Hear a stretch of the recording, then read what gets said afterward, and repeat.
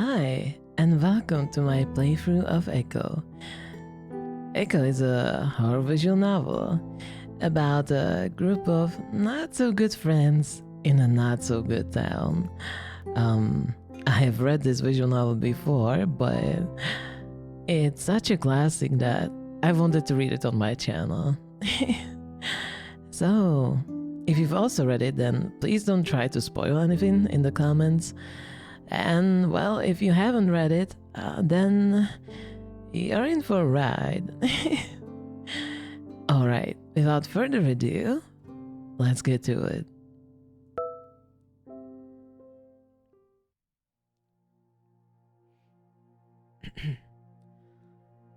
I knew you'd be back. You'll all come back eventually.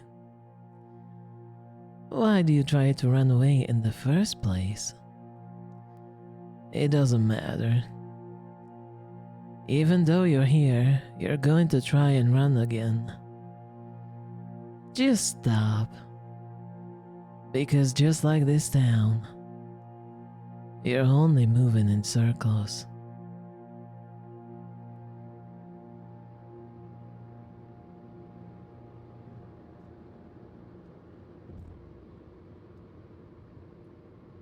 Yeah, Mom, I brought it. No, I've got everything. No, TJ is with us. We picked him up yesterday. No, I did call you yesterday. There was no answer. Fine, yeah, I'll try more than once next time. So of course they're clean. Listen, I'm driving right now, so... Yeah, so I shouldn't be on the phone, should I? I'm gonna hang up. Okay, love you too. Bye. I sigh and finally hang up the phone, dropping it on my lap. TJ, next to me in the passenger seat, stretches back and scratches behind his ear. Aw, that's cute. It's been a while since I've seen your mom. How is she? I shrug. Fine, I think. She wouldn't tell me if she wasn't anyway. TJ taps the phone against the dashboard before yawning. Wow, it feels like we've been driving for days. Normally TJ wasn't one to whine, but the long drive was obviously getting to him. It was getting to all of us, honestly. I look over at him. We're almost there. Why don't you listen to some music or something?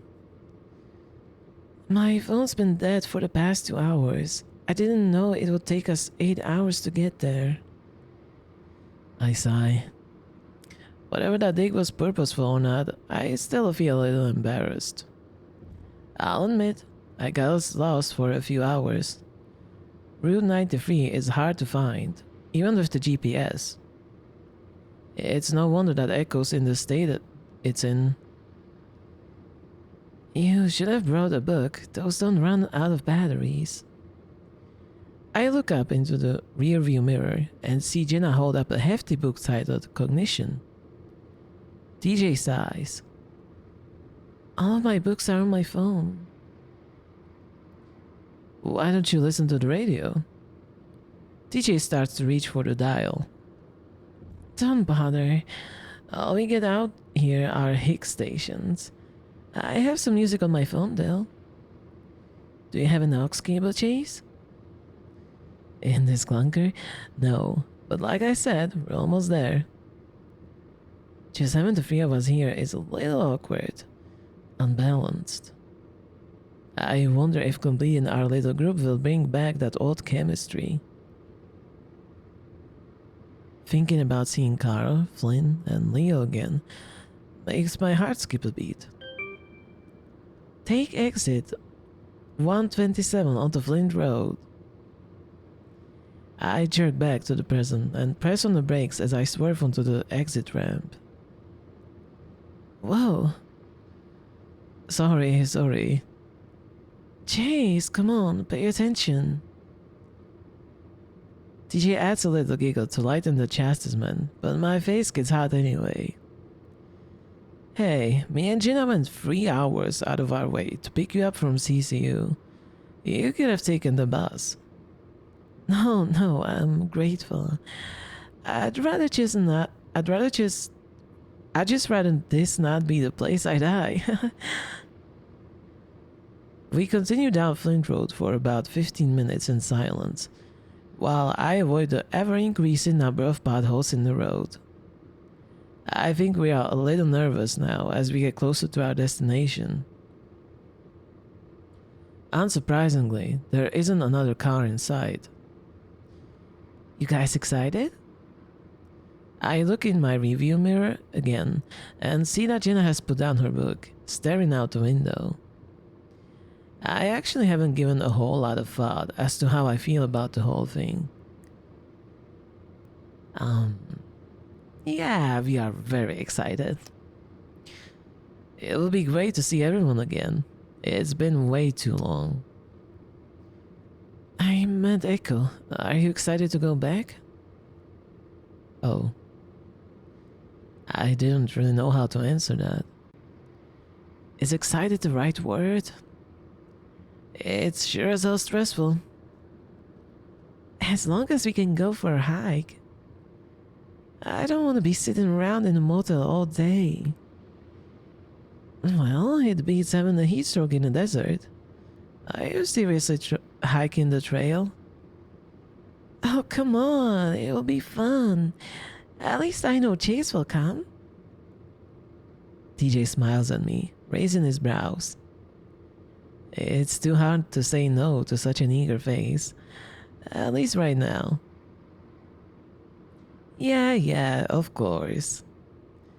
Anyway, it sounds like you've only got the boys on your mind, Chase. Leo, maybe? Make a slight right onto 𝐓𝐿 Road. I ignore Jenna, pretending to be distracted with adjusting the GPS. A few more minutes of silence pass before Jenna speaks up again. So, this news things you're making, what's it about exactly? I swerve a little to avoid another pothole. A news packet. If you remember, there was that one crazy thing that happened here in the early 1900s. Sorry, there was an ambulance outside. It was very loud. I'm not sure if the mic is picking it up or not. I read a little bit about it, and it's pretty fucked up. Come on, Chase, language. Just thought I'd do a little more digging. Honestly though, I just need to make something that looks good enough to pass with. Well, that sounds kind of fun. Are you going to have enough time to hang out? I know Leo made some plans. This whole thing was Leo's idea, actually. When I told him that I'd be coming down to Echo for spring break, he suggested we all use it as an excuse to have a reunion. He says it hasn't been the same since the three of us left. Yeah, I should. I just need some B-roll and shots of the old creepy locations. Shouldn't take too long. I catch a flash of blue and see the lake to our right. The conversation dies down a bit, and pretty soon we are all lost in our own thoughts. Finally, we round a bend and I start to catch some glimpses of the town. The tall, rusted signs for the gas station and motel loom over the rest of the old community. 𓊈𝐿 Road merges right onto Main Street, where the motel is at. Soon enough, we're turning into the parking lot. There are only a few other cars in the parking lot. I park in the closest spot next to the door and switch off the ignition, relieved to be done with the drive-in. I sit back for a moment, rubbing my eyes. I hope you're grateful, TJ. I never want to drive that long again. Thanks, Chase. TJ hops out of the car, clearly happy to be out. DJ puts his paws to his back and stretches out from toes to ear tufts, and I hear a few cracks. Gosh, it feels good to be out of there. I smile as I follow him out and stretch as well, though less flamboyantly. It's good to see TJ reverting back to his old cheerful self. Alright, I made the reservation, so I'll check us in. You boys wanna bring in our stuff? Sure. Me and TJ head around to the trunk of the car, getting our bags and camera equipment, while Jenna heads inside. I'm pleasantly surprised. While it's a bit musty, the room is spacious and generally clean, a lot more than I was expecting from a town like Echo. Although I've lived in the town for most of my life, I've never actually been in a motel. Hey, this is nice. And 2 double beds? Yeah, I thought I'd get one of the nicer rooms, since everything here is dirt cheap. DJ sets his bags down onto the bed. So I guess this will be me and Chase's bed. Jenna can have her own, obviously. That's nice of you, TJ. Anyway, here are our key cards. She hands us both our key cards, which I slip into my back pocket. So, when we gonna eat? I'm starving. My stomach rumbles. We haven't eaten since breakfast, and it's late afternoon at this point. I pull out my phone, checking over my text with Leo. Leo said he's gonna get us some sandwiches from the diner. Did you tell? Yes, I told him to substitute the bread with the lettuce for yours, TJ. Nice. Alright, well, I've texted everyone that we're here. Let's at least unpack. It's going to be crowded and I don't want all of our stuff in the way.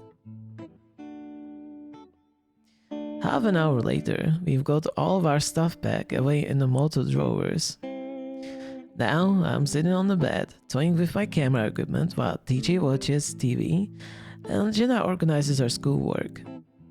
You know you're on vacation, right? And didn't you already get into grad school? You should relax. That's exactly why I need to be keeping up. There's a knock at the door, and being the closest, I get up to answer it. I'll get it. I look through the peephole excitedly and see a beanie cap with a pair of some very familiar horns poking through it. I grin as I unlock the door and swing it open. Carl! Chase! I slap paws with him and pull him into a hug, and immediately get a whiff of the pungent scent of pot. Despite that, his embrace is warm and plush, and his belly squishes against my body like a pillow through his jacket. There is an underlying sternness though, and I feel his biceps bulge around my shoulders. Had he been working out? I put my paws on his shoulders and push him back, looking him over. He's changed a bit since I've last seen him. He is definitely bulkier, and the fur on his face is a bit shaggier. His eyes are a little red, and his expression is a little glazed, like he's daydreaming about someplace far away from here. Still getting blazed, huh? You know it. His jokey nature drops a bit as he gives me a genuine smile. It's good to see you again. I feel warm inside as I smile back. You too. Is that Carl I hear?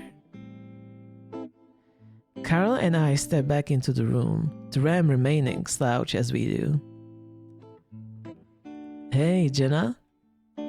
Carl, how have you been? Not bad.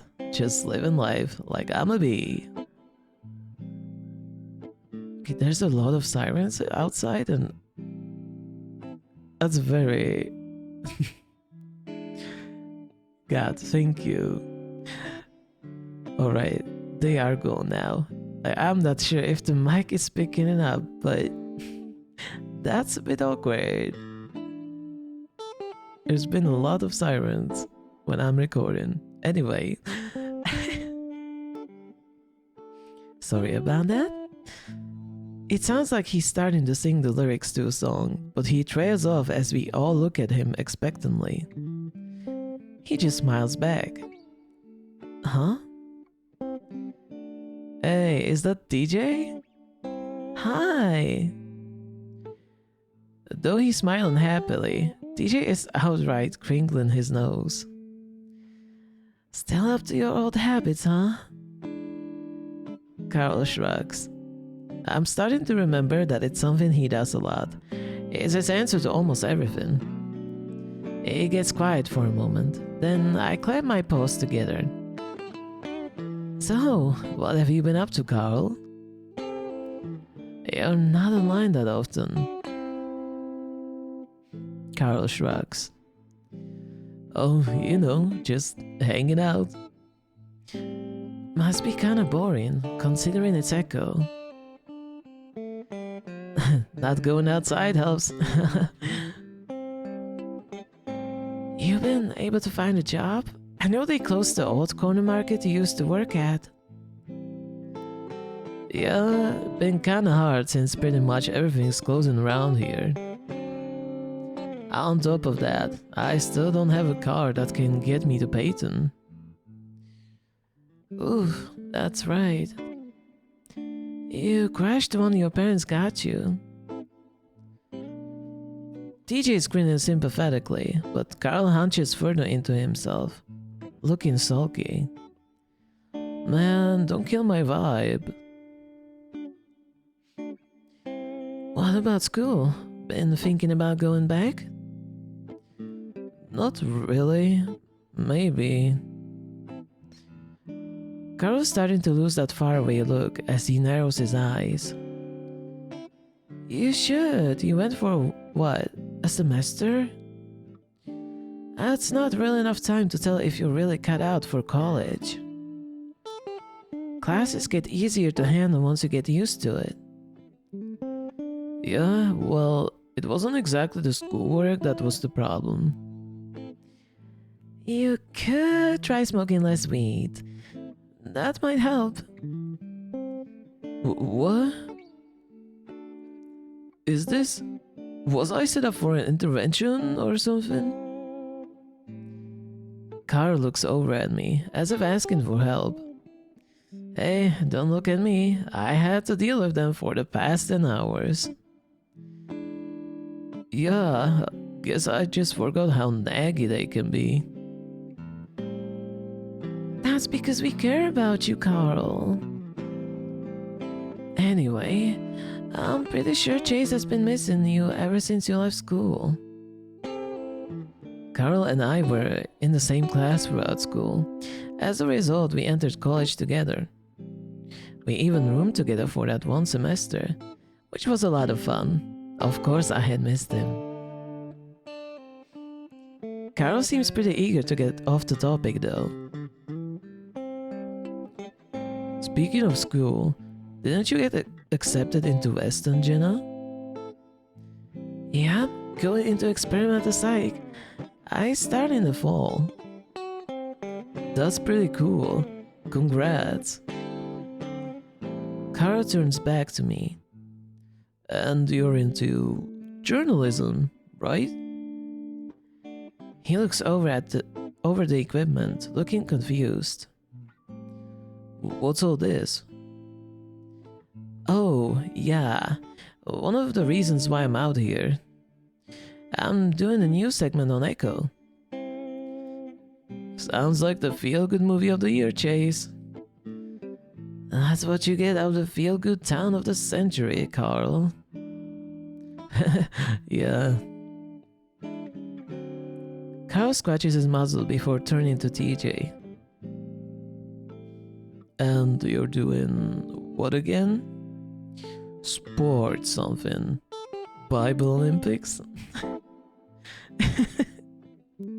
Bible Olympics, that's great. Athletic training, but yeah, it's a Christian school. Carl gives a thumbs up. Super. So, we gonna eat? I'm hungry as hell. Hell is a little extreme there, Carl. Not even you can be that hungry. Sure. Where's Leo? He's bringing the sandwiches, right? He actually just texted me that he's here. He was picking up Flynn. So, we are all gonna be here, just like old times.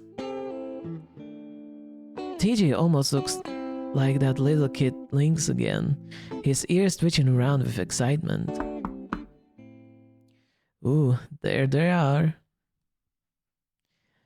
I grip the bedspread and watch as Carl moves around the corner to open the door. I hear it open, followed by the distinctive, deep, brassy voice of Flynn. Hey, why are you getting the door, fatty? To get my sandwiches, dick face? I've got the munchies like a mother. Where are they? Leo has them. Here he is. Hey, they all in there? My heart skips a beat and my tail thumps the bed as I hear Leo's high baritone. Also, I'm gonna voice the characters. Wrong, like I don't know how to voice characters, okay? I am really bad at doing different voices for everyone, so everyone will probably end up sounding the same. And the more I read, the more my voice gets tired, so yeah, sorry about that. Don't be expecting some great voice acting from me. There's some bustling before they start coming around the corner, bringing me face to face with the rest of my childhood friends. Flynn comes first, slinking in casually, his posture loose and relaxed, slouching. Unlike Carly though, his slouch makes him look like he just doesn't give a fuck, as opposed to just trying to make himself seem smaller. He wasn't a shy guy, as evidenced by his open shirt. And who you calling a dick face? Flynn knocks Carl on the head, which made a loud thunking sound, but Carl just grins throughout. Hey Jenna, TJ, Chase. He nods to each of us in turn, rubbing his knuckles. Immediately following him, his arms wrapped around two big brown paper bags, is Leo. He smiles over the tops of the bags, sweeping the room with his eyes along with his tall rectangular ears. He pauses on Jenna, then TJ, before finding me. His face immediately breaks into a full-on grin as he walks over to the bed I'm sitting on, setting down the bags. As he comes to a stop in front of me, I reach out my paw to slap his, like I did with Carl. Instead, he grabs it to yank me up right into a tight bear hug, nearly squeezing the air out of me. Chase! Man, I missed you. Just like Carl, it seems like Leo's gotten bigger and stronger. He lifted me up without even trying. The tension I've been feeling in my chest melts away like an ice cube on an echo sidewalk. Everything's fine. All of that worry about how he was going to react was for nothing. The hug is lasting kinda long though. I can feel everyone else looking at us. And just like that, he forgets we exist. Leo finally does pull back, then smacking me on the shoulder before turning to greet Jenna and TJ. I shakily sit back down, feeling a whole lot better, now that the introductions are out of the way. Fuck, leave Carla in a room for 5 seconds and it smells like a goddamn skunk sauna. The weed is just oozing out of your pores at this point. Flint theatrically plugs his nostrils as he pulls the windows open a crack. Carl rolls his eyes, slouching further and jamming his paws in his pocket. Oh, shut up. I think everyone here agrees that my smell is a lot better than your shitting. Nothing like leaving a big pile of lizard dust on the couch for the next person.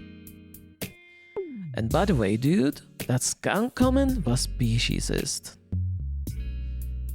And that lizard comment wasn't? Flint turns to me, fanning air in from the outside with his hand. What's worse, Chase? Carl's smell or my dusting off? Ha! Dusting off? That's not a thing.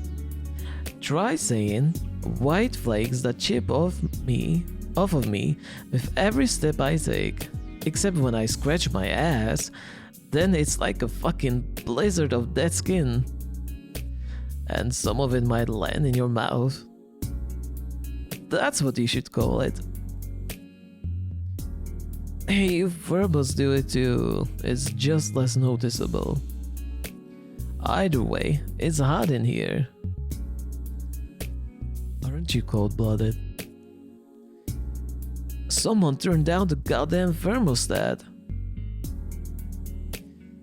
Somebody turned down your language. TJ says it to him like a cheerful kindergarten teacher pep-talking a student into using his words.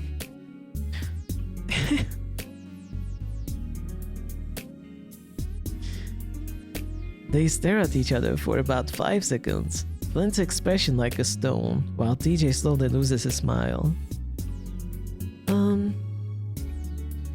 Well, Jesus but fucking Christ.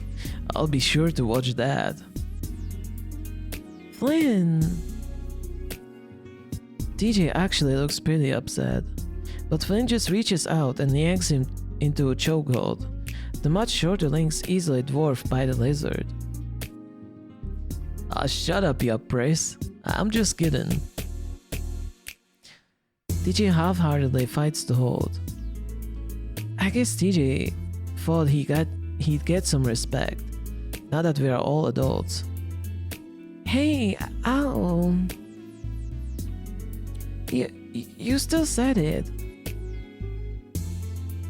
Normally, I might step in to help, but it's been a while since I've seen Flynn and TJ go at it.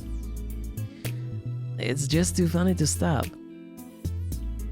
Look, no lightning. So much for your almighty God. Oof. TJ jabs his elbow back into Flynn's stomach, doubling the lizard over for a second. Huh? See? God works in mysterious wa- Ow! Flynn reaches up and grabs at one of the tufts on TJ's ears and yanks, earning a yowl from the feline. Foul. Species features. Species features was something we made up to make our tussles a little more fair. It involved any distinct physical differences between our species that might pose as a disadvantage, like my tail, Jenna's ears, or TJ's ear tufts. Carl was especially keen on it. Being a ram, his horns were often used as a leverage against him. TJ, come get your sandwich. TJ finally yanks himself out of Flynn's grasp, smoothing down his fur as he tries to look as dignified as possible. Well, I can see things haven't changed. With that, TJ walks over to the table to get his food. I can't help but laugh. I think TJ won that one by technicality. Or did he? He might have fouls too. Flint's got a soft lizard belly. Flint snorts, rubbing his stomach. Oh, don't even try to tell me about soft, asshole. It looks like you swallowed a beach ball. Speaking of which, food. We all passed the bags around to get our food. A chicken sandwich for Jenna and TJ, roast beef for me and Leo, and 3 large veggie burgers that almost take up their own bag for Carl. Flynn, as usual, isn't eating anything. I think it's a lizard thing. I keep my seat on the bed as I unwrap the foil around my sandwich. The smell wafts up from the beef, making my mouth water and bringing some memories up with it. We'd all spent many nights at the old diner. I can remember the night me and Carl graduated. Leo took us all straight from Peyton High to the diner, skipping out on the all-night graduation party for sandwiches and milkshakes. You know, that sounds pretty good. I would do that too. And graduation parties are usually lame. I would go for sandwiches and milkshakes as well. I take a huge bite, and a yellow bell pepper slips out the other end, landing back in the foil. Whoa, slow down, you're going to choke. Suddenly, I'm almost falling over to the side as something heavy plants itself next to me on the bed. I quickly grab a napkin and bring it to my muzzle, wiping away the grease. Hey, Leo. Leo chuckles at my embarrassment and unwraps his own sandwich. Sorry if the bread is a little soggy. Garobo over here took his sweet time getting to the car. Hey, working in the town hall is serious business. I don't have a family business I can just waltz out of like you. Hey, Flynn, I'll bet you that I can eat this whole burger in 1 minute. Is that a fucking joke? Of course you can. Yeah, but what about 2 burgers? Don't choke, Carl. I decide to keep the conversation on Leo's job, since that's the whole reason why he's still here. Is business still pretty good? Yes, Peyton's getting bigger, so is the number of customers. I guess it's a good thing your dad moved it out of the echo, huh? For sure, the place is turning into a ghost town. It probably will be in another decade or 2. By some standards, it already is. I take another bite of my sandwich, biting right into another bell pepper. I'd forgotten how good the diner food is. I noticed TJ sitting next to Jenna at the table, picking unhappily at his lettuce wrapped chicken. Jenna seems to as well as she leans towards him. What's wrong, TJ? It's just... never mind, it doesn't matter. Are you sure? It's just the mayo.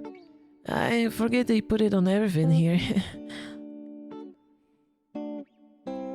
Jenna lifts up the bun on her sandwich, inspecting its contents. None of the mayo really got on my chicken. Here.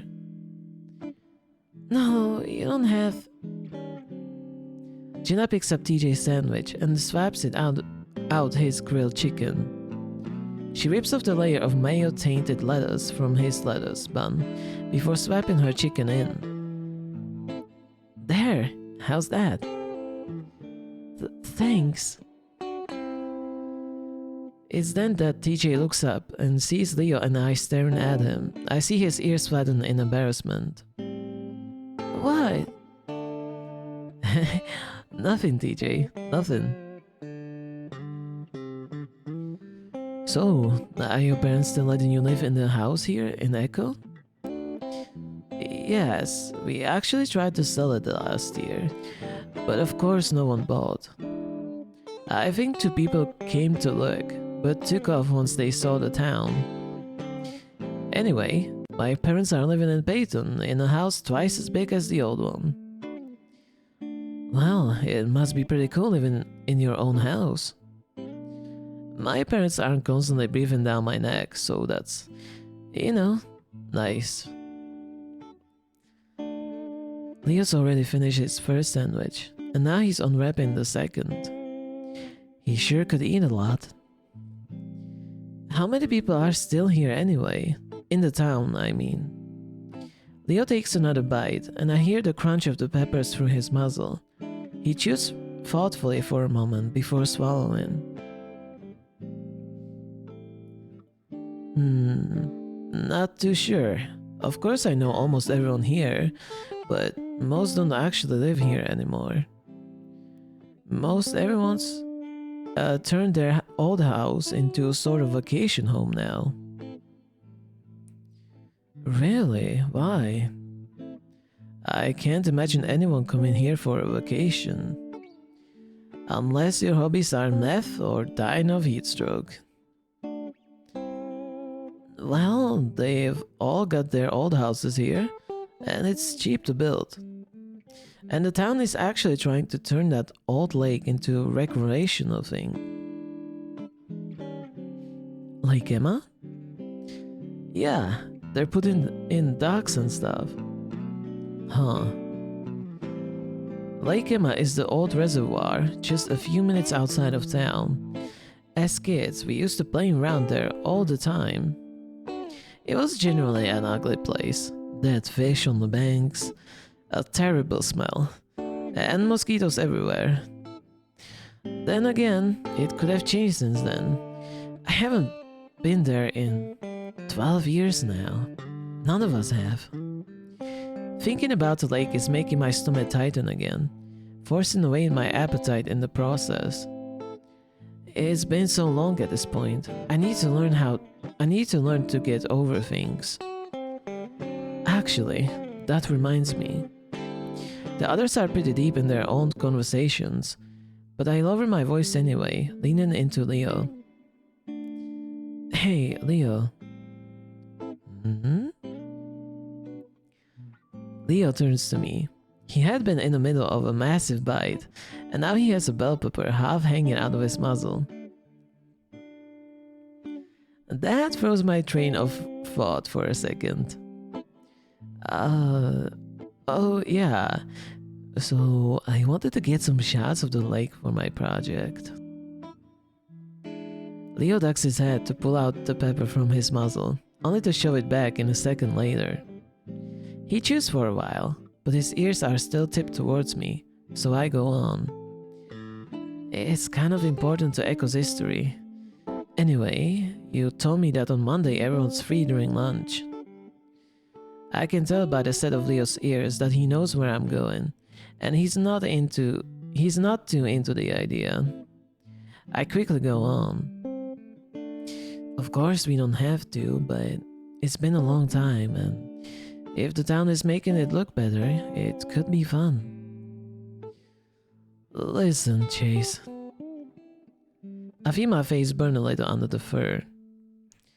Sorry, it was a dumb idea. No, Chase. If it were up to me, I'd definitely do it. It's just... Leo looks towards Flynn, and I do as well, finding him still bantering with Carl. It doesn't matter how fucking fast you eat, I'm not gonna be impressed. He's got a classic Flynn look on his face, where he's pressing his lips together, trying not to smile. What if I ate all 3? You've already eaten most of the first one, so that's not gonna happen now, is it? I look back down at my sandwich. I suddenly feel really guilty. Here I am, back after 3 years, just assuming that I know how everyone feels. Now I'm kinda feeling like an imposter. Leo notices, like he always did, and he nudges me with his shoulder. Hey, don't worry about it. It's not your fault. Suddenly, Leo's ears perk up, and I know he suddenly had an idea. His ears made him easily readable, just as reading people came easily to him. It made it all the more impressive that he was able to tell what most of us were thinking, considering my short, stubby ears. Or Flint's lack thereof. Listen, there's a cool little spot by the river that's actually pretty close to the lake. We could have lunch and you could walk over there and get your shots. The idea makes me feel a little bit better. Alright, that could be fun. Also, this motel doesn't have a pool, so it will be really nice to swim in something. Otters and their waters. Anyway, I'll have to ask Flynn, but I think he'll be okay with it. What would really impress me is if you didn't eat the rest. You're a funny guy, Flynn. Carl goes right back to shoving the next burger into his mouth as Flynn looks on in mild disgust. He suddenly notices us watching him, and he gives us an odd look, but that slowly morphs into a smirk as he focuses on Leo. You're looking pretty happy there, Leo. Not like you've been for the past 3 hours. 3 years? Not just hours, years. I furrow my brow in confusion and look up at Leo. I see him shift and he's giving Flynn a look that I don't quite understand. Well, of course I'm happy to see all of us back together again. I look from Leo to Flynn, and it's pretty easy to imagine a bolt of electricity between them. You should have seen him, Chase. He'd go days without smiling. Agreed. Leo's been kind of a dick ever since you guys left. Isn't Jenna a counselor? Hey, you should have a session with Leo. I'm still an undergrad. I'm not going into counseling anyway. That would just make me sad. TJ is busy trying to hold his sandwich together and eat it at the same time. Not very successfully, but he looks up as well. Leo depressed? It's hard to imagine you not smiling. You seem fine online. Has something been going on, Leo? For the first time since he's arrived, Leo looks truly uncomfortable. You don't see him like that very often. Flynn, on the other hand, has his trying not to smirk face on. What? Leo pauses, pinned down by everyone's eyes in the room. Then he takes a frustrated breath. Can't people be sad sometimes? Yes, things have been harder, but I'm fine. I think it's pretty clear that Flynn... Leo flicks his long muzzle at the lizard. Is just trying to get some reactions. Sure, I'm just saying you're back to your old self, but seriously, it's great. Leo makes a snorting sound. I'm about to ask Leo what's so stressful when he lifts his paw up again to take a bite of his almost finished sandwich. I go quiet as I look at his paw. A silver anchor tied around his wrist with leather. The word otter is etched into the shank of the anchor. The name Chase is engraved into the stock. Why was he still? Chase! I jump as DJ's voice breaks through my trance, bouncing on the bed once I come down. Leo looks at me as the bed wobbles, an eyebrow raised. DJ puts a paw to his muzzle. Oops, sorry, you were just kinda staring off into space.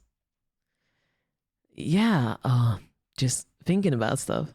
What's up? You were just talking about the last game? Didn't you tell me that you saw that movie on the drive here? I really don't get you right now, TJ. The last game was the worst Lions Brigade movie. You're just mad because they didn't follow the comics. Yeah, Carl. As a movie, it was just better. I'm sure the comics are great too, though. Nah, the comics are shit. Carl tried showing them to me once. What? See, this is the problem. They never follow the source material and no one cares because they have no respect for the originals, man. You're way too picky, Carl. The last game was a great movie. Not you too, Leo. I don't know. I think Lions Brigade was always a bit too violent for me. What with all the shooting and punching. I've always liked the Trinity Weasel. She's the thinking man's superheroine.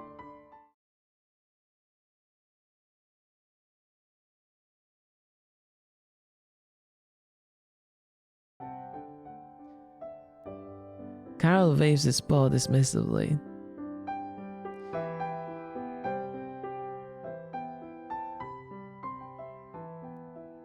The Trinity comics have always been pretty lame. They're Jericho fodder for lonely nerds, and so's the movie. Ha! You mean like yourself? Hey. Hold up, we're talking about Trinity now? Julia Blasco. She's hella fine. Never seen an ass like hers on a weasel before. That's because it's fake. No, I just like the story. It's really kind of deep if you think about it. It was hard not to think about when half the shots are slow-mo and she's doing all these flips and backbends and shit. I didn't think that was your sort of thing anyway, Flynn.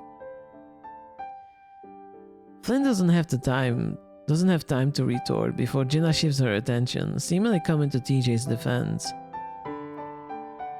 Come on, Trinity does have more story going on than your average superhero movie.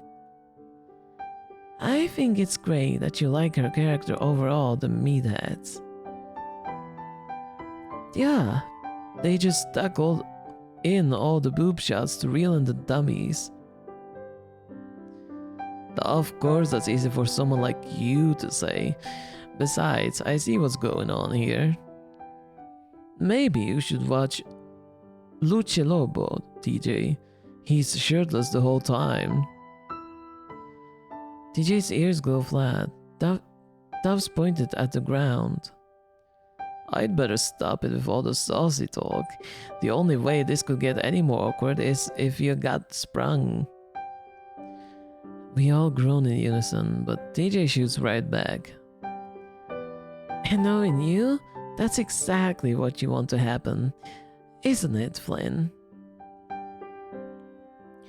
That gets a few surprised chuckles. Damn, TJ, where'd that come from? It isn't that it's a particularly good joke, it's that it came from TJ that makes it so funny. I don't think I've ever heard him talk like that. Even Flynn can keep from grinning a little bit.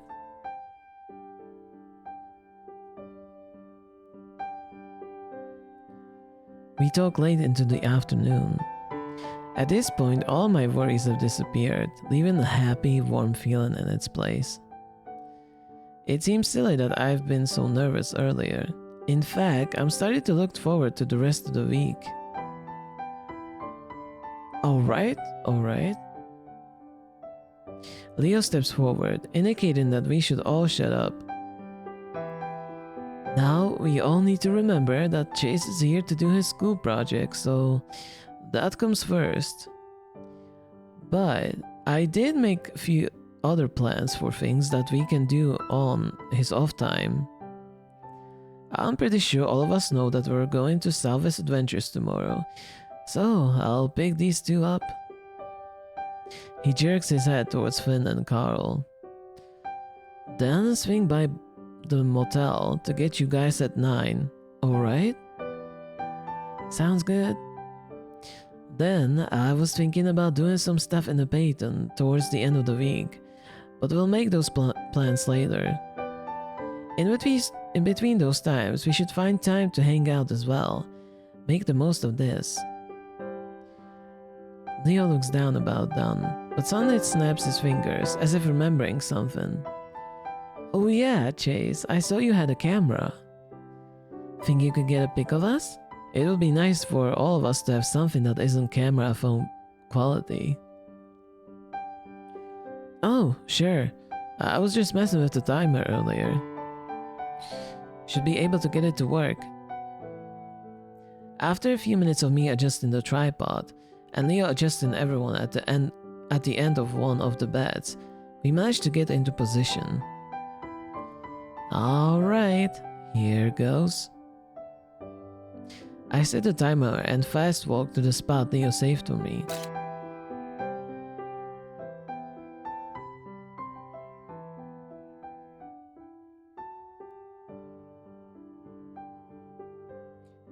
Man, that picture is so good. I love it.